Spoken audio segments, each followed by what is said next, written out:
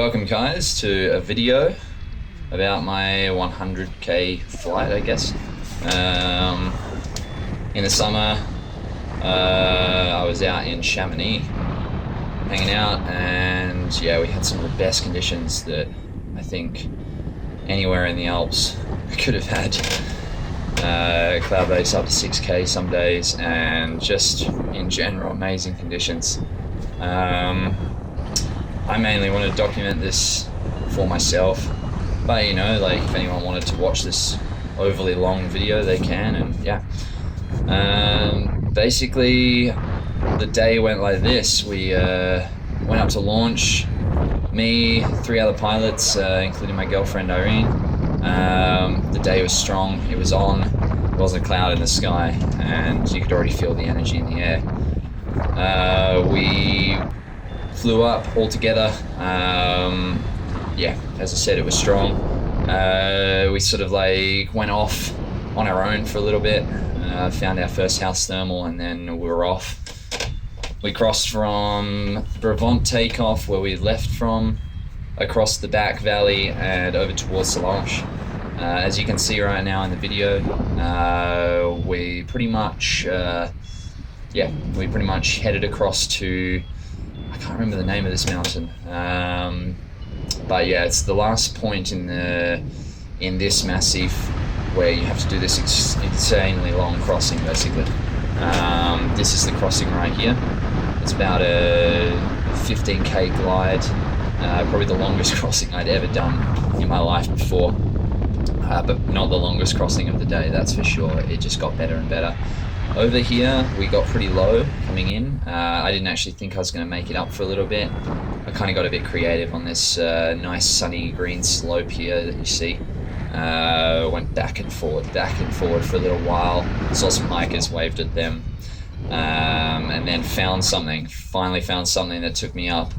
I'm not a professional paraglider by any means. Yeah, I've only been flying for 2 years, so this was a little nerve-wracking, because making long transitions and getting up again when you know you're far away from where you launched from is quite scary, I'll tell you that.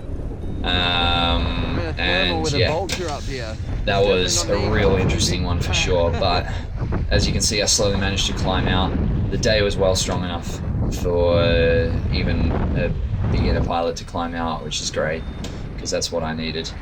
And I guess I can attribute my 100k flight to the day more than my own skills by far. Yeah, as you can see here, heading up along the side of the mountains here, and there was a little flock of sheep, I don't know if that's the word, down below me, and it was pretty funny. They barred at me as they came past, and had a bit of a laugh at that one. There was actually a guy sleeping on a tent as well. It looked like he'd just woken up that morning, just on the edge of the cliffs up there. Right now you can see just in the edge of that cliff there. So anyway, I'd made it up above Point PSA, the highest point in the RV. And this is the RV mountain range right now. A long, just granite sculpture all the way, moving its way from north to south. Well, more east to west, I guess, but yeah, just stunning feature, and it just had so much lift on it. It was insane. This thing was just lifting like crazy. I could just go straight and keep going. I think I was on bar for most of it, and yeah, it was amazing. Yeah, I couldn't believe it. I don't think, since then, I don't think I've found such good, like, reaching lift lines since. Here, I don't know why. I found some insanely good lift. What a fucking absurd amount of lift. Yes, Remy. An absurd amount of lift. It was, though. Absurd.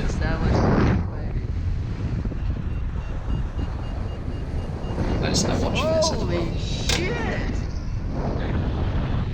I have not gone up that fast in a long time. The last time I'd gone up that fast was in Annecy in the spring.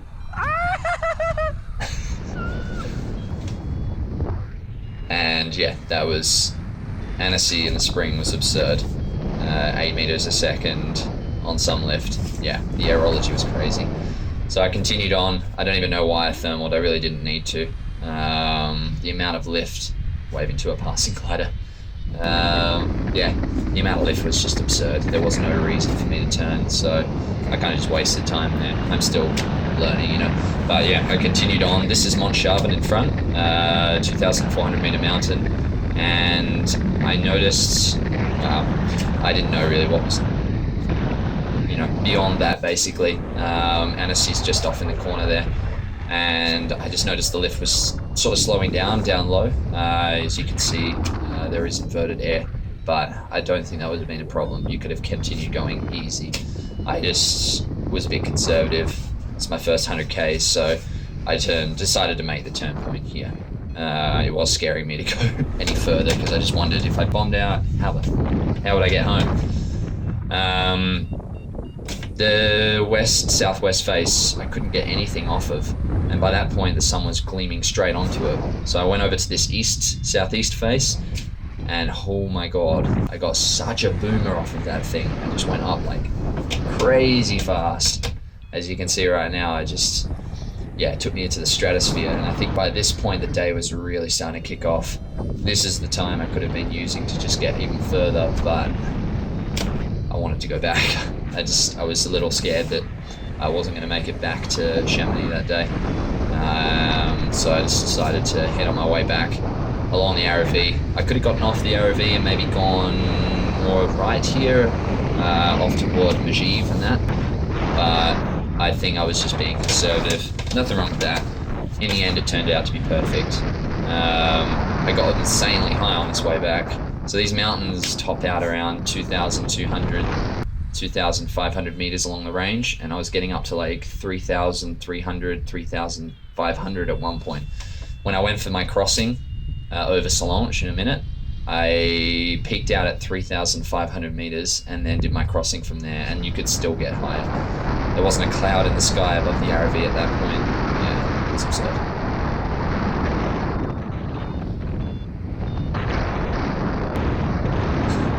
And here I go with the crossing. Yeah, this is beautiful. At this point, we'd all broken up. The group that we'd had in the morning had all kind of broken up. And yeah, two had landed. Another friend, Alex, he had struggled to get up on the first crossing, and we'd actually met back at Point PSA when I was on my way back. I keep saying that, whatever. And yeah, this is after that glide. I was actually quite nervous coming into that mountain because I hadn't been that low for quite a while. So right on the side of the rock face, it was strong as hell. I'm happy I'm on a B-wing. I'm on my Mentor 5, and the thing keeps me safe as hell, so I can't really complain. But yeah, here I managed to find a boomer. Sailplane underneath me usually says a good thing. If the sailplane's thermaling, you're probably in one of the best lifts of the day. There was a cloud above it, the only cloud in the sky. And yeah, I was well shaking after that lift because it was so strong. I did a little bit of a top up here, so off in the background there is where I just was. The only clouds of the day are there. And I just did a bit of a top up here because in front of me here is All National Park. And you have to fly over at least 300 meters AGL, so I really wanted to just make it over these. And as you can see right now, I don't know, from the footage it looks like I might come in quite close. I didn't. I came in with like 700 meters of height over the Brevon, and then just was one glide from the back mountains there all the way to the front face of the Aiguille Verte here. So I'm probably not saying that right again. I'm not good with my French. Now here, I don't know why, but I ended up flying back into the mountain range a little bit. There was a perfectly good soarable face that I could have just sat on and waited for some lift, but I decided to go for a little bit of an explore. Nothing was really working. I just ended up sinking out mostly here. Just around the corner on the right there, you can see that it becomes soarable, and I get up. I had to actually wait for someone to help me on that one, and it turned out to be this guy on the left there, a tandem. Now the tandems in Chamonix are insanely good pilots. I guess they have to deal with some pretty strong conditions in the summer. And yeah, you'll find them in some really crazy places. I think if I was to go for a tandem and be a passenger, it'd probably be Chamonix. Either Chamonix or Annecy, because they're both just beautiful places. Here you can see I managed to start climbing out, which is great.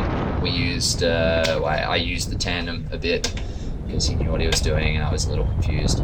Just didn't know where the lift was coming off of these massive mountains because it could be anywhere, you know. And there's parts where you're only in like a small amount of lift, and then you go searching and you find bigger lift, but then you lose it again.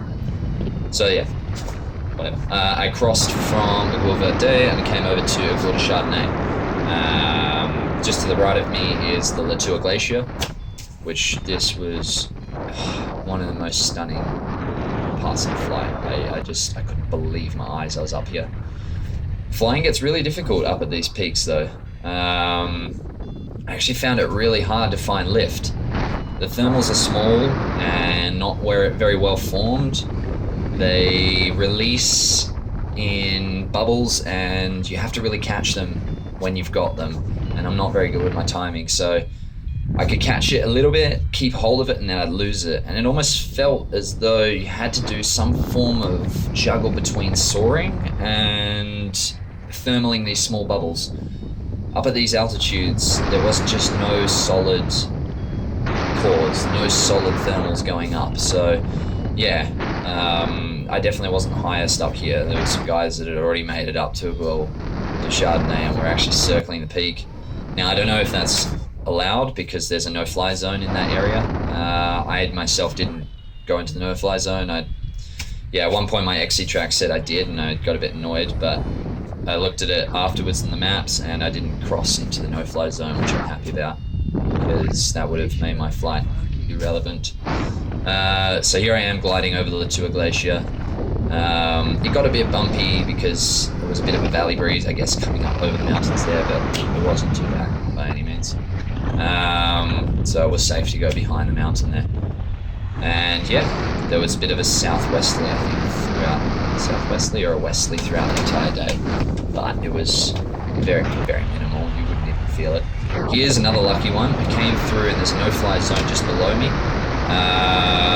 XC track let me know really late that I was about to end up in the no-fly zone. I got pretty angry and had to make a right-hand turn and fly very, very fast on by to get out of there. I had to kind of juggle the bar as well to keep my my descent rate so that I wouldn't go into the no-fly zone. Didn't tag the no-fly zone, which is good. And here's some wingovers. Absolutely love wingovers. One of my favorite things to do in the entire world. Yeah, I do a million of them to get down. Yeah, maybe it puts my wing out of trim. I don't really care. I absolutely love them. And yeah, this is the end of a beautiful day. I spent 5.5 hours in the air. It was the best flight I think I've ever done. Probably not the most memorable flight. Some of those actually are the shortest flights that I've done, but definitely the longest flight, and it left such a smile on my face. I slept nearly the entire next day because I was so tired. It's funny how you don't use much energy when you're up there, but being under the sun and not drinking too much water really tires you out. And here I am on the landing after an amazing day. I just was so stoked. Didn't even want to put the wing down. I was happy to be on the ground though. My legs were a bit shaky and jittery and I needed some food, but I was so happy. It was warm down here though. Holy shit. My buddy Alex. That one, the one behind the big mountain. Yeah, he'd been flying with me and he'd landed about half an hour earlier. He was getting ready for work, so yeah, what a day. Turned out to be something epic and nothing that I had actually imagined I could do before. So yeah, thanks for watching, guys. If you like these videos, hit subscribe down below. I'll be putting tons of videos up in the future, just paragliding videos, vlogs, any adventures. It's mainly for myself, but if you like the content, then why not, you know? Yeah, have fun. Cheers.